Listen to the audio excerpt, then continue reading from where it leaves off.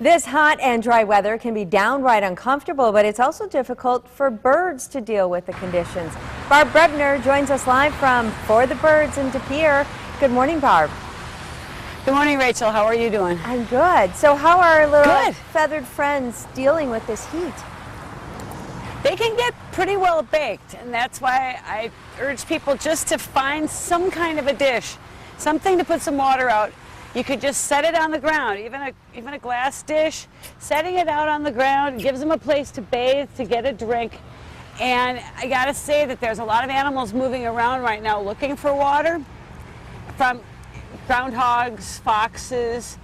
There's all kinds of birds, and so they really need it right now. And if you could just put out even just a dish, you know, fill your bird bath, clean it up, make sure that it's full. And it's easy. We've got some fluid that you can put in your bird baths to keep them nice and clean, and it's nothing harmful for the birds. It just keeps the algae out. But remember, there's a lot of other animals. Even deer have been coming up to bird baths. A lot of people have been telling me the deer have been coming in, drinking from bird baths. There should be some little puddles of water out there now with the rain. But it's crucial for them. I mean, they can just dehydrate just like people can. So you know, I they noticed really need a little extra help. I've been having a hard time keeping the water in my bird bath. Like every time I go out to water my flowers, it's just bone dry. And it's evaporating fast. Just so quickly, that's right. So maybe more than one container would be helpful. That would be great to do a couple of little spots, a higher one, a lower one, one up on a picnic table. And the other thing is we have misters. And just saw something running across the path here, sorry. Maybe he's coming to get a drink in the bath we just put down. But there's a whole lot of different ways you can do it. The misters, the drippers, ways to keep the water moving, ways to keep it fresh, ways to keep your bird baths full. Do you have special misters for birds and bird baths? It makes a mist that the birds like to fly through and get damp, and they can bathe with that mist, and the hummingbirds really like it.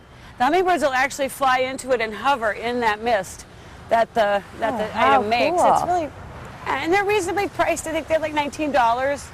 So it's a lot of fun too to watch them kind of sitting in the mist, having a happy moment, bathing and getting cooled off too. That really helps them. Your gardens there for the birds are beautiful.